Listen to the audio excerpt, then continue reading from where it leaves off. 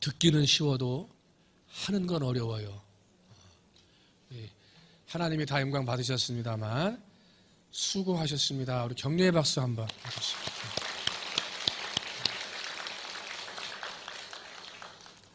부활절 아침에 주시는 하나님의 말씀 고린도전서 15장 12절로 19절까지 제가 가지고 있는 성경 신약 282페이지 고린도전서 15장 12절로 19절까지 제가 한 절 여러분이 한 절 마지막 19절 말씀 같이 합니다.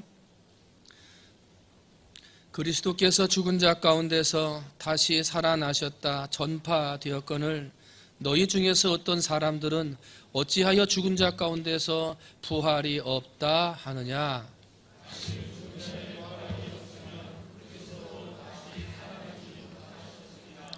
그리스도께서 만일 다시 살아나지 못하셨으면 우리가 전파하는 것도 헛것이요 또 너희 믿음도 헛것이며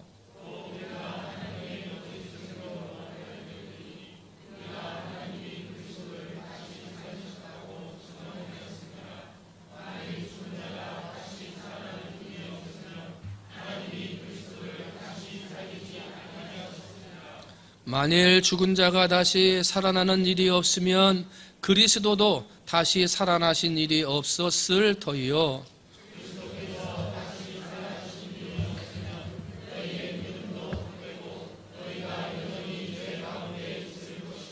또한 그리스도 안에서 잠자는 자도 망하였으리니 만일 그리스도 안에서 우리가 바라는 것이 다만 이 세상의 삶뿐이면 모든 사람 가운데 우리가 더욱 불쌍한 자이리라. 아멘. 할렐루야. 우리 좌우에 계신 분하고 인사합니다. 예수님 부활하셨습니다. 예수님 부활하셨습니다. 여러분, 예수님의 부활이 나의 부활인 줄로 믿습니다.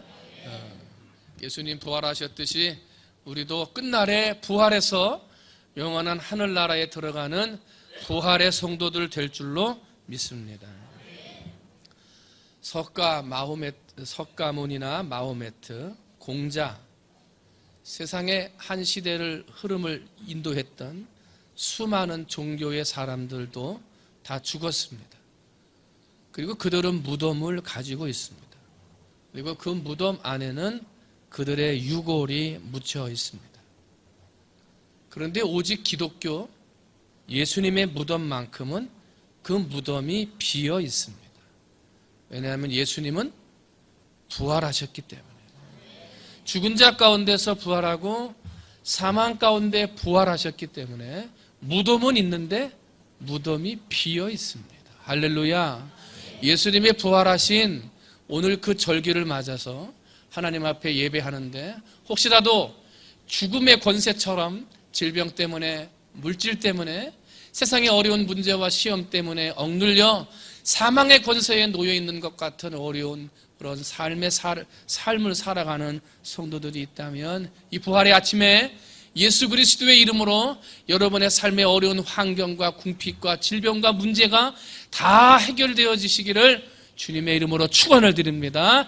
고쳐지고 회복되어지고 은혜로 나아가시기를, 그런 부활의 아침이 되시기를 주님의 이름으로 축원을 드립니다. 고대 이집트 왕조에 140여 개의 피라미드를 만들었습니다. 그 중에 위치가 확인되고 발견된 것이 약 80개 정도가 되는데, 그 중에 이집트에 있는, 이집트 기자에 있는 쿠프왕의 피라미드가 가장 큽니다. 그런데 이 쿠프왕의 피라미드는 한 면의 길이가 233m가 되고요, 그 높이가 148m가 됩니다. 이 피라미드의 돌들을 봤더니 돌 하나의 무게가 약 2.5톤, 약 2.5톤의 돌들을 가지고 아래서부터 위에까지 높이를 148m를 쌓는데, 148m를 쌓다 보니까 그 피라미드의 단이 2.5톤의 돌로요 210단이 나오더래요. 210단. 이걸 쌓아가지고 거기 피라미드를 만든 거예요. 거기에 들어간, 쿠프왕의 피라미드에 들어간 돌 개수만도 230만 개의 돌이 소요가 됐고요. 이 돌을 가지고 어떻게 피라미드를 만들었는지 그건 둘째치고 얼마나 오래 걸렸을까, 이걸 학자들이 그걸 다 연구를 해가지고 시간을 계산해 봤더니 약 10만 명 정도의 사람들이 이 피라미드에 하루 종일 매달리면 20년 걸려야 만든대요. 20년. 그러니까 어마어마하게 공사를 한 거죠. 여러분 가서 보시면 알겠지만 사막 한중간에 피라미드가 있어요. 옛날에 거기까지 하구뚝이 있어가지고 물이 들어왔대요. 그래서 그 물을 통해서 큰 돌을 운송해 왔다 그러는데 2.5톤 되는 돌, 사막 한가운데에다가 210단의 계단을 쌓으면서 세계 최고의 피라미드를 쌓았다는 거죠. 그런 제가 피라미드를 쌓았다, 야 참 신기하게 쌓았다, 그걸 얘기하려는 게 아니라 그럼 왜 피라미드를 쌓았냐는 거예요. 이집트 사람들이 왜 피라미드를 쌓았냐면 거기다가 피라미드를 쌓고 사람의 시체를 미이라로 넣어놓으면, 한번 따라합니다, 다시 산다. 이게 이집트 사람들의 믿음이에요. 그래서 피라미드를 높이 쌓아서 그 안에다가 사람의 시체를 썩지 않도록 미이라를 해서 만들어 놓으면 그 사람이 다시 산다, 이런 믿음이 있었어요. 그래서 사람들은, 특별히 돈이 있고 권자가 있었던 사람들은 서로 앞다투어서 피라미드를 만들고 그 속에 들어가기를 원했던 거예요. 왜? 뭐 하고 싶어서? 다시 살고 싶어서. 그런데 지금 그 피라미드가 만들어진 지 수천 년이 지났는데 지금까지도 산 사람이 없어요. 발견된 80여 개의 피라미드가 있다고 하는데 그 속에서 다시 살아났다, 그런 사람은 한 사람도 없어요. 한 사람도. 죽었다가 다시 산 분은 오직 예수. 할렐루야. 죽었다가 다시 산 분은 누구밖에 없어요?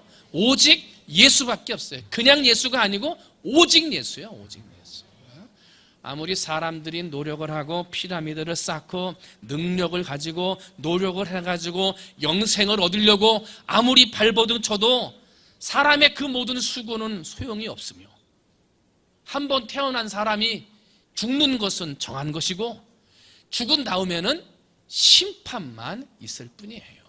다시 산 자는 오직 예수. 우리가 믿는 예수님이 그런 예수님이에요.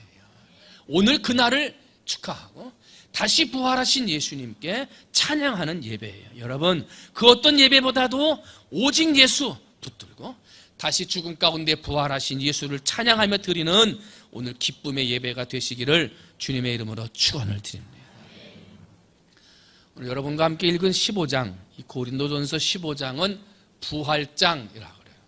사도 바울이 부활에 대해서 쭉 설명하고 있기 때문에 부활장이라고 이야기를 해요. 그런데 부활에 대해서 설명을 하던 사도 바울이 13절쯤 가서 보면 만일 죽은 자의 부활이 없으면 하고 부활이 없으면 이라고 가정법, 퀘션 마크를 걸어서 이야기를 해요.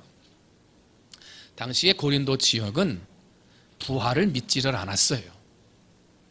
좀 더 분쇄해서 자세히 말씀드리면 영혼은 선하고 착하기 때문에 사람이 죽으면 그 영혼은 부활을 해서 자유를 누린다는 거예요. 자유를.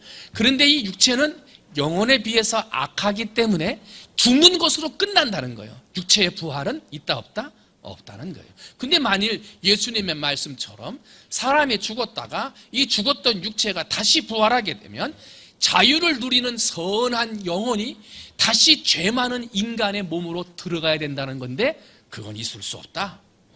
어떻게 그 선한 영혼이 다시 악하디 악한 육체로 들어간단 말이냐.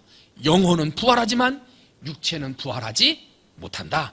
이것이 당시 고린도 지역에 있었던 사람들의 부활관입니다. 그렇게 부활관을 가지고 있던 사람들이 사도 바울의 복음을 믿고 예수를 믿어 고린도 교회 안에 들어오기는 왔습니다만 영혼의 부활만 믿지 육체의 부활은 믿지 않는 자들이 있었기 때문에 예수님이 부활하셨다. 부활했어? 어떻게 죽었다가 다시 살아? 라고 예수님의 부활을 믿지 않는 성도들이 있게 되었고, 그래서 사도 바울은 오늘 본문 고린도전서 15장을 통해서 부활이 무엇인지, 그리고 부활이 없다면 어떻게 되는지 부활을 믿지 않는 자들에게 가르치고자 이 본문의 말씀을 증거하고 계신 거예요. 초대교회 때만 예수님의 부활을 믿지 못했던 게 아니라 1900년대 초반부터 중반까지 자유주의 신학, 지금도 그 흐름이 끊어진 건 완전히 없어진 건 아닙니다만 이 자유주의 신학이라는 게 예수님의 부활을 믿지 않는 신학이 되었어요. 원래 이 자유주의 신학자들은 현대를 살아가는 현대인들이 얼마나 똑똑하고 얼마나 이성적이고 얼마나 합리적인 사람들인데 성경에 나오는 기적? 그거 너무 말하지 마라. 이성적이지 못하고 합리적이지도 못하다. 그 기적을 너무 강조하면 예수를 믿으려고 오다가도 이 이성적이고 합리적인 현대인들은 다 도망간다. 그러니까 이거를 성경을 이성적이고 합리적으로 다시 해석하고 다시 설명해서 예수 믿지 않는 사람들을 예수 믿게 해야 된다. 이게 이 자유주의 신학이에요. 출발은 그렇게 했어요. 예를 들어볼까요? 어떤 게 자유주의 신학이냐면 예수님이 무리를 걸으셨다고 성경에 나와요. 아, 어떻게 사람이 무리를 걷냐? 그건 아니지. 예수님께서 계셨던 갈릴리 바다에 어느 날 안개가 자욱하게 꼈고 제자들이 그 바깥의 바다에서 고기를 잡다가 예수님이 갈릴리 육지를 걸어 다니시는데 멀리서 보니까 자욱하게 낀 안개 때문에 물 위를 걷는 것처럼 보였을 뿐이지 무리를 걸으신 것이 아니다. 그렇게 말을 해요.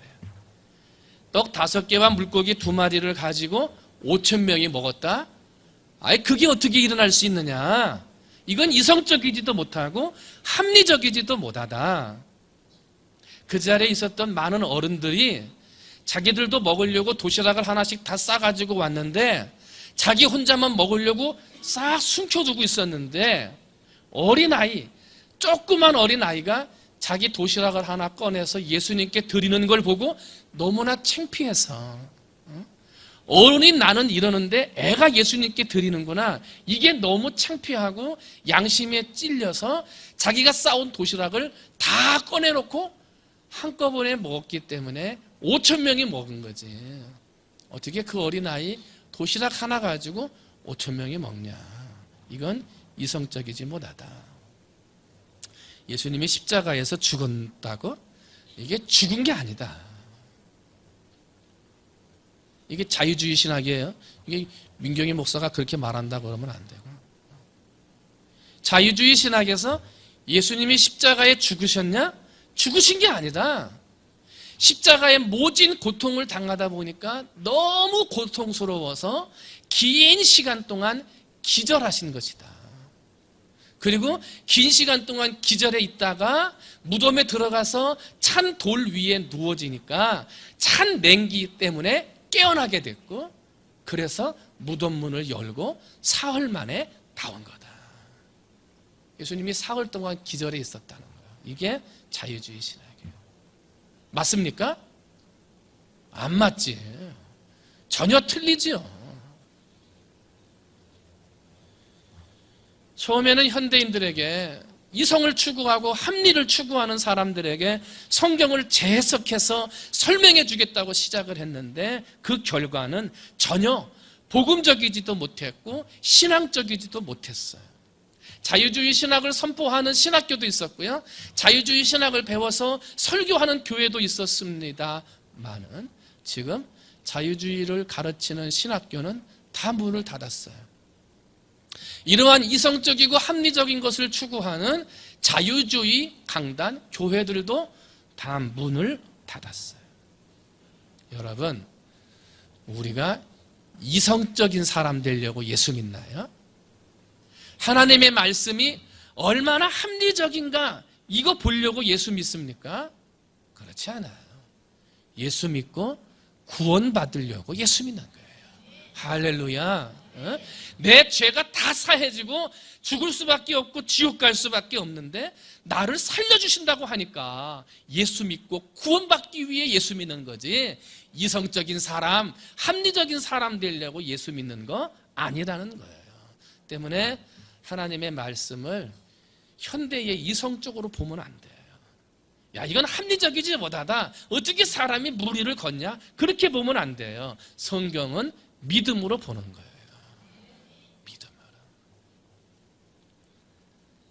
예수님의 부활이 분명한 믿음의 사실인데, 이성적인 사람, 합리적인 사람들은 예수님의 부활을 믿지 못했어요.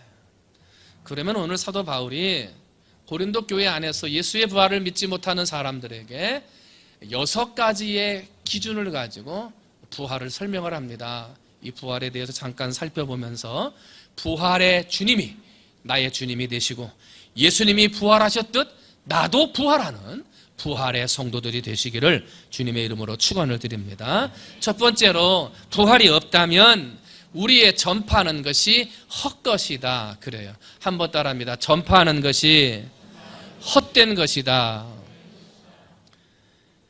예수님의 제자들이 무엇을 전했겠어요?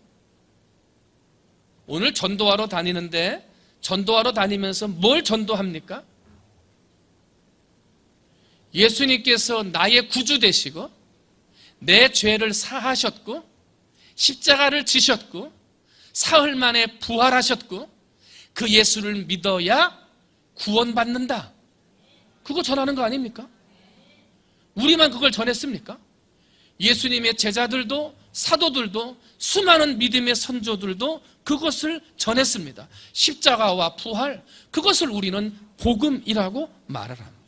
로마서 1장 2절로 3절을 보면 이 복음은 하나님이 선지자들을 통하여 그의 아들에 관하여 성경에 미리 약속하신 것이라 그의 아들에 관하여 말하면 육신으로는 다윗의 혈통에서 나셨고 성결의 영으로는 죽은 자들 가운데서 부활하사 능력으로 하나님의 아들로 선포되셨으니 곧 우리 구주 예수 그리스도시니라.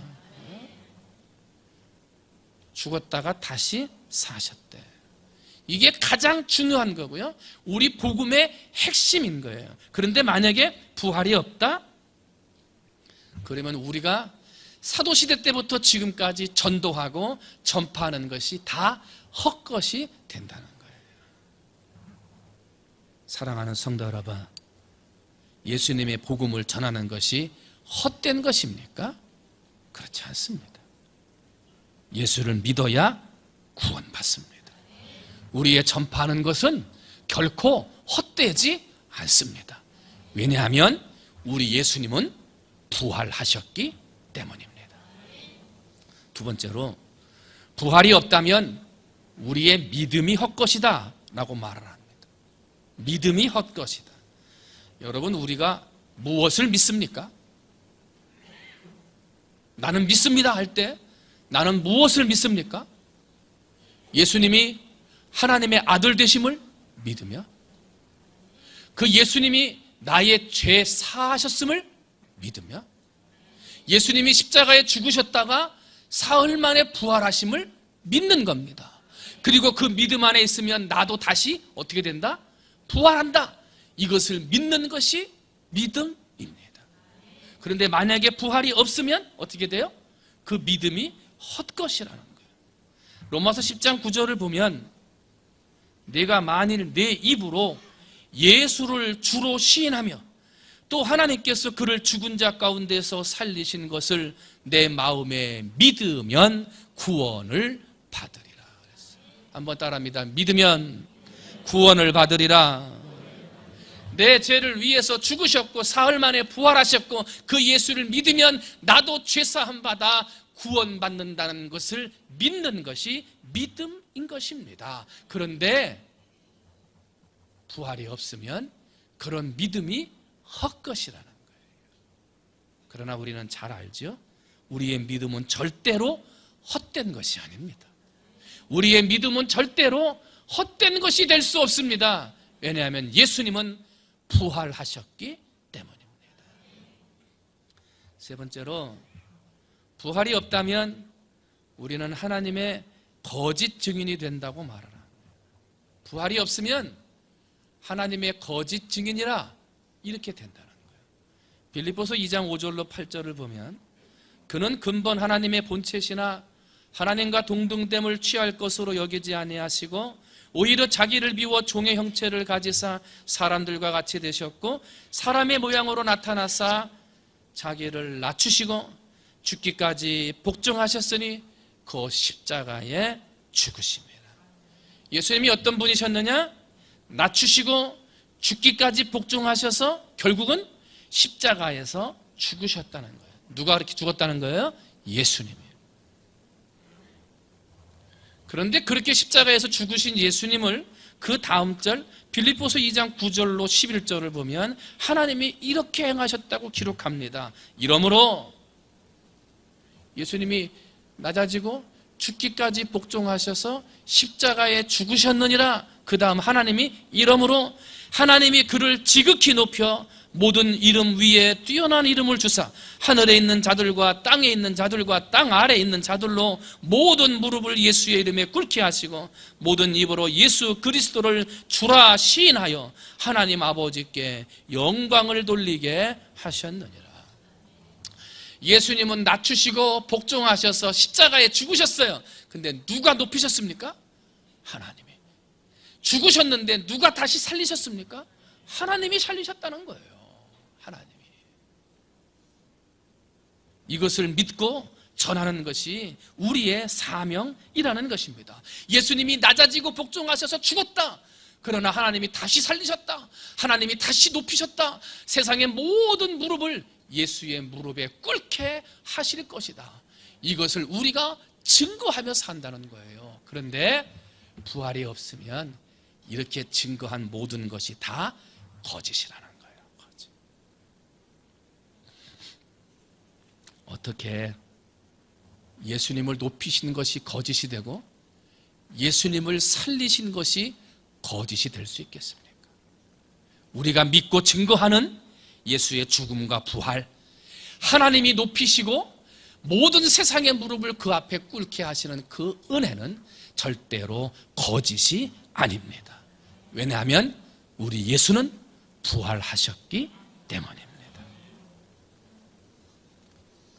네 번째로, 부활이 없다면 우리는 영원히 죄 가운데 있을 것이다. 사도 바울은 말합니다. 부활이 없다면 우리는 영원히 죄 가운데 있을 것이다. 즉 죄의 문제가 해결되지 못할 것이다 하는 거예요. 왜냐하면 예수님이 우리의 모든 죄를 지시고 십자가의 죽으심으로 우리의 모든 죄가 어떻게 됐어요? 사함 받았습니다. 그걸 여러분 믿으십니까?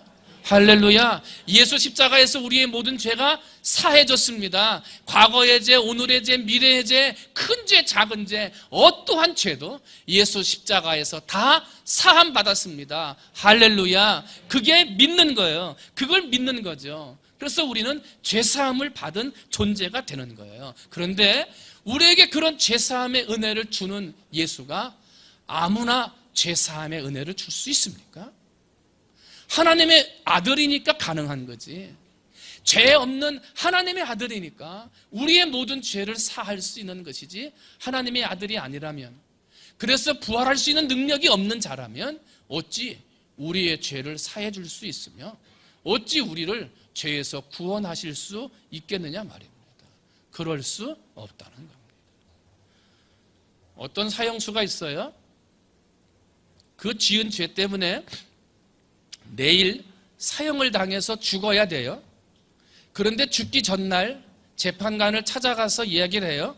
재판관님, 내가 내일 죽을 텐데, 내가 죽을 테니 저 사람을 좀 용서해 주세요. 내가 내일 죽으면 저 사람을 용서해 주세요. 그래요. 그랬더니 재판관이 어이없다는 듯이 쳐다보며 얘기해요. 야, 너도 죄를 지어서 죽는 놈이 누구를 살려달라고 그러느냐? 너도 죄를 지어서 죽는데 누구를 대신해서 죽겠다고 그러느냐? 말도 안 되는 소리다. 그래요. 우리의 죄를 대신 짊어지시고 우리를 대신하여 죽을 수 있는 분은 하나님의 아들이어만 돼요. 죄 없는 하나님의 아들이어만 되는 거예요. 다른 사람으로는 될 수가 없어요. 왜? 의인은 없나니 하나도 없어요. 모든 사람이 죄를 범하였어요. 때문에 우리를 구원할, 우리의 죄사함의 은혜를 죄를 해결해 주실 분은 하나님의 아들 예수밖에 없어요. 근데 부활이 없다? 그러면 죄사함 못 받는 거예요. 부활이 없다? 그러면 아직도 내 안에 원죄로부터 해서 죽을 수밖에 없는 죄가 내 안에 흐르고 있는 거예요. 그럴 수 없어요. 우리는 죄사함 받았어요. 어떠한 죄, 누구한테 고백하지 못한 죄, 나만 알고 있는 죄라도 하나님은 십자가 안에서 예수 그리스도를 통하여 다 사해 주셨어요. 왜? 우리 예수님은 부활하셨기 때문이에요. 다섯 번째로, 부활이 없다면 예수님을 믿다가 죽어서 장사된 사람들은 망할 것이다. 그래요. 18절 말씀 봤더니 또한 그리스도 안에서 잠자는 자도 망하였으리니. 그래요. 여기서 잠자는 자들, 잔다, 죽었다는 얘기입니다. 성경에서 잔다는 이야기를 하면 죽었다는 이야기로 많이 이렇게 해석이 되는데, 나사로가 죽었어요. 그런데 예수님이 뭐라고 말씀하시냐면 나사로가 죽었다 그렇게 하지 않았어요. 나사로가 잠들었노라 그래요. 죽었다는 거예요. 잠자는 자들이 망하였으리니 그래요. 망한다는 얘기는 완전히 파괴된다는 거예요. 예수님의 부활이 없으면 잠자는 자들, 예수 안에서 그 전에 먼저 죽은 자들이 죽음으로 완전히 끝나버린다는 거예요. 그냥 망해버렸다는 거예요. 잠자는 자들 그러면 대표적인 사람이 스데반이에요. 순교자죠. 목숨을 걸고 믿음을 지켰어요. 돌에 맞아 죽는 마지막 순간까지도 절대로 우상 숭배하지 않고 목숨을 걸고 예수 십자가, 예수 부활을 지켰어요. 스데반만 그랬습니까? 12제자도, 수많은 초대교회 성도들도 그 믿음, 예수 십자가 때문에 목숨을 버렸어요. 그래도 한 사람도 죽음을 두려워하지 않았어요. 그런 사람들이 잠자는 자들이에요. 그런 사람들이 예수 그리스도 안에서 잠자는 자들이에요. 그런데 부활이 없으면 그렇게 목숨 바치고 그렇게 순교하면서 믿음을 지켰는데 그게 헛것이 되는 거예요. 헛것이라는 거예요. 그러나 여러분, 우리는 잘 알죠? 예수 믿다가 죽어서 장사된 사람들, 그들이 정말 망한 자들입니까?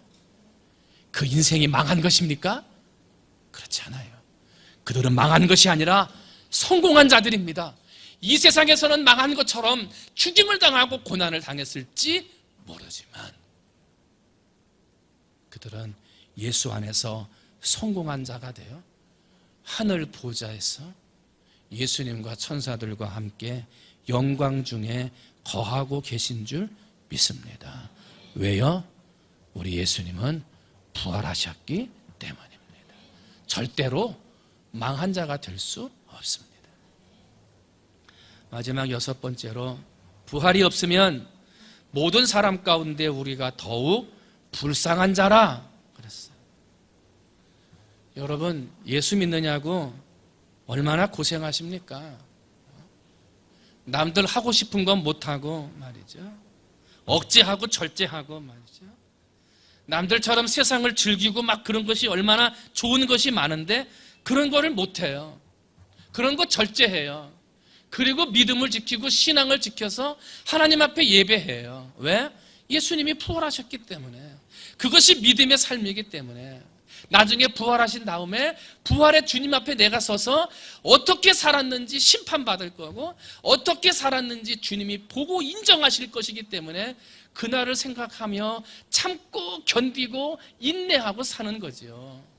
근데 만일 부활이 없다면 그렇게 참았는데 소용이 없는 거예요. 그렇게 인내하며 살았는데 아무 소용이 없는 거예요. 그래서 성경은 뭐라 그래요? 부활이 없으면 우리 예수 믿는 사람처럼 불쌍한 사람이 없다는 거예요. 여러분, 오늘 날씨가 얼마나 좋아요. 봄꽃들 펴가지고 사방팔방으로 다 놀러 나가요. 부활이 없으면 뭐로 이 자리에 앉아 있습니까? 놀러 가야 할 그 자리 다 가서 앉아 있지 뭐로 이 자리에 앉아 있어요. 부활이 있기 때문에. 부활의 그날 주님이 나를 보고 판단하시고 심판하실 것이기 때문에 여러분, 그거 다 억제하고 이 자리에 있는 거 아니에요. 또 헌금은 왜 하십니까? 부활이 없으면 헌금도 필요 없어요. 부활이 없는데 뭐 헌금하겠습니까? 그러나 부활이 믿어지고 내가 부활의 주님 앞에 설 날이 있음을 내가 알기 때문에 내게 주신 것에 감사해서 하나님 앞에 드리고 헌신하고 예배하는 것 아니에요. 앞에 예수님의 무덤을 장식한다고 이거 이틀 동안 걸려가지고 집사님 몇 분이 사모와 함께 이거 했어요. 이거 뭐하러 합니까? 부활이 없으면. 계란 삶는다고 어제 와가지고 말이죠. 막 오후 시간에 뜨거운 불 앞에서 그거 1000개가 넘었죠? 막 삶아요. 그거 삶아가지고 그거 뭐하러 합니까? 부활이 없는데. 부활할 때 계란, 목사님 그거 제가 내겠습니다. 뭐 할 때 제가 하겠습니다. 헌신하고 봉사하는 거 다 소용없는 거예요. 부활이 없어요. 그래서 부활이 없으면 예수 믿는 사람이 가장 불쌍한 자인데 참 감사하게도 부활하셨어요.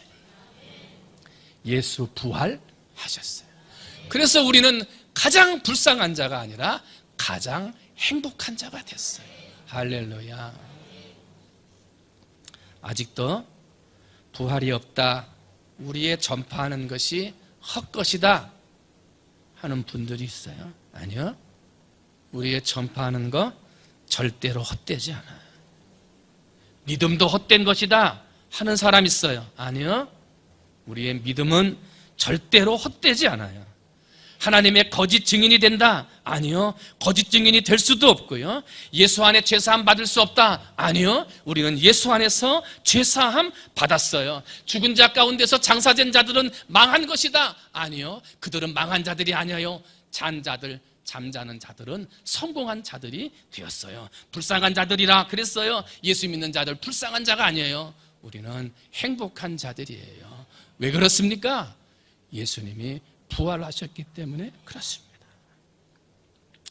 오늘 예수님이 부활하셨습니다. 그 기쁨, 그 감사, 그 은혜가 여러분의 삶 속에 마지막 죽는 날까지 살아남아서 주님 앞에 서는 날 주와 함께 하늘로 부활하여 하늘의 영원한 삶을 살아갈 수 있는 부활의 주인들이 되어져야 될 줄로 믿습니다. 주께서 호령과 천사장의 소리와 하나님의 나팔 소리로 친히 하늘로부터 강림하시리니 그리스도 안에서 죽은 자들이 먼저 일어나고 그 후에 우리 살아남은 자들도 그들과 함께 구름 속으로 끌어올려 공중에서 주를 영접하게 하시리니 그리하여 우리가 항상 주와 함께 있으리라. 예수 부활, 나의 부활입니다. 예수 부활하셨습니다. 그 부활의 주님을 나의 주인으로 영접하여 그 주님 공중에서 오시는 날 영접하여 영원한 하늘의 삶을 살아가는 사랑하는 충무중앙의 성도들이 되시기를 주님의 이름으로 축원드립니다. 기도하겠습니다. 아버지, 부활이 없다 하는 자들이 있습니다. 예수 십자가 죽음과 부활을 믿지 못하는 사람들이 있습니다. 아버지, 그러나 예수님은 부활하셨습니다. 예수님은 부활하셨습니다.